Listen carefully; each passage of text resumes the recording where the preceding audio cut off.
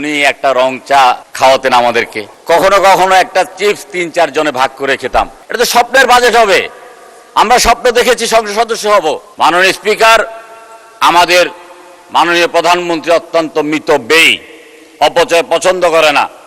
আমরা ৭ সমুদ্র ১৩ নদী পাড়ে দিয়ে যখন ওনার কাছে যেতাম, উনি একটা রং চা খাওয়াতেন আমাদেরকে, কখনো কখনো একটা চিপস ৩-৪ জনে ভাগ করে খেতাম।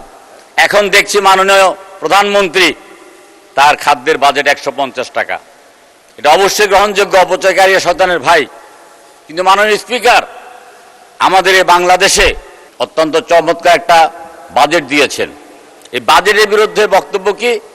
এটা স্বপ্নবাজের বাজেট, এটা স্বপ্নের বাজেট। এটা তো স্বপ্নের বাজেট হবে। আমরা স্বপ্ন দেখেছি সংসদ সদস্য হব।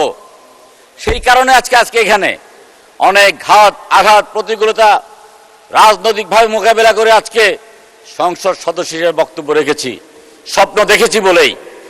আর এই স্বপ্নবাজ বাজেট জনাব তারেক রহমান, আমাদের মাননীয় প্রধানমন্ত্রী, জনাব অর্থমন্ত্রী জনাব আমির খসরু মাহমুদ চৌধুরীর নেতৃত্বে, টিম তারেকের নেতৃত্বে আমরা ইনশাআল্লাহ এই বাজেট বাস্তবায়ন করবই করব। মাননীয় স্পিকার, এই বাজেটে উৎসে যে আয়কর, এই উৎসে আয়কর কর্তন করতে 5%, এটা একটা রাষ্ট্রীয় সন্ত্রাস। এটাকে বন্ধ করেছেন। মাননীয় অর্থমন্ত্রীকে ধন্যবাদ জানাই। মাননীয় স্পিকার, শুধুমাত্র যদি বিগত সরকার কোনো একটি প্রকল্প যথাসময় শুরু করে নাই, যথাসময় শেষ করে নাই, প্রতিটি প্রকল্পে 5-10 গুণ পর্যন্ত অর্থ বৃদ্ধি করেছে, 5 বার 10 বার পর্যন্ত সময় বৃদ্ধি করেছে।